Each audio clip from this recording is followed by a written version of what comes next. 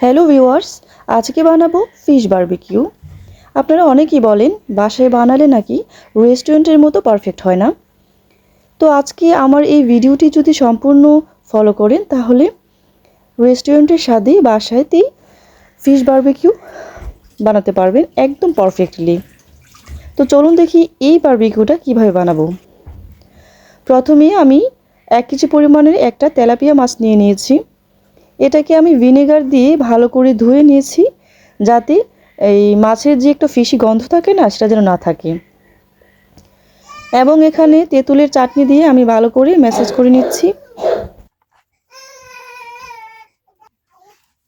এখন আমি নিয়ে নিয়েছি একটা বাটিতে 4 টেবিল চামচ সরিষার তেল। এর মধ্যে সবগুলো মশলা আমি অ্যাড করে দিব 1 টেবিল চামচ পরিমাণ করে। দিয়ে দিচ্ছি 1 টেবিল চামচ লবণ, ধনিয়া গুঁড়া, মরিচের গুঁড়া, জিরা গুঁড়া এবং 1 টেবিল চামচ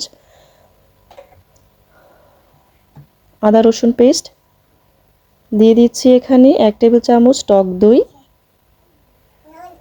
দিয়ে দিচ্ছি 1 টেবিল চামচ পরিমাণ টমেটো সস এবং যে কোনো ব্র্যান্ডের কাবাব মশলা। দিয়ে দিচ্ছি সামান্য একটু সয়া সস এবং 2 টেবিল চামচ পরিমাণ লেবুর রস, যাতে মাছ থেকে কাঁচা গন্ধ না আসে।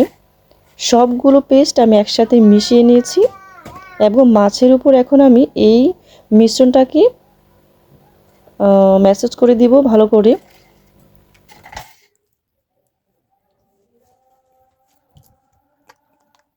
এই মশলাগুলো ভালো করে এখানে ম্যাসাজ করতে হবে। 2টা সাইডে আমি এই পেস্টটাকে লাগিয়ে নিয়েছি এবং 1 ঘন্টার জন্য ঢাকনা দিয়ে ঢেকে রেস্টে রেখে দিয়েছি, যাতে মশলাটা ভালো করে অ্যাডজাস্ট হয়ে যায়।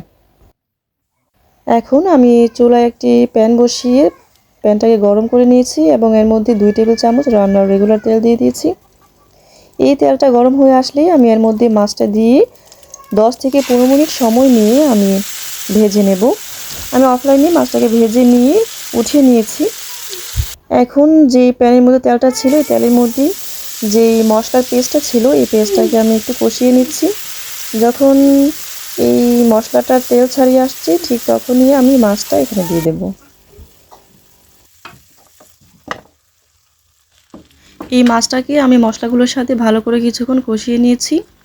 এখন আমি এটাকে কি করব, যে বারবিকিউর যে একটা স্মেল আছে না, এটার জন্য আমি কি করব, এই 2টা কয়লা নিয়ে নিয়েছি। কয়লাটার মধ্যে তেল দিয়ে একটা বাটির মধ্যে রেখে এটাকে আমি ঢাকনা দিয়ে ঢেকে রেখে দেব প্রায় 10 মিনিটের জন্য, যাতে একদম পারফেক্ট যে বারবিকিউর স্মেলটা আছে সেটা এখান থেকে পাওয়া যায়।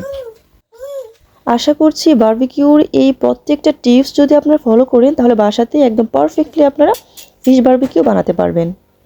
তো দেখুন, আমার এই ফিশ বারবিকিউটা একদম পারফেক্টলি রেডি হয়ে গেছে অলরেডি। একদম সফট এবং মজাদার মনে হচ্ছে, একদম সিদ্ধ হয়েছে ভিতর থেকে, একদম মশলাটাও অ্যাডজাস্ট হয়েছে, স্মেলটা একদমই পারফেক্ট হয়েছে। আমার ঘ্রাণ শুনে খেতে মন চাইছে এখন। অসম্ভব মজাদার হয়েছে। আশা করব আপনারাও এইভাবেই ফিশ বারবিকিউ বাসাতেই বানিয়ে খেয়ে ফেলতে পারবেন। এই ফিশ বারবিকিউ বানানোর জন্য রেস্টুরেন্টে চড়া দাম দিয়ে কিনে খেতে হবে না।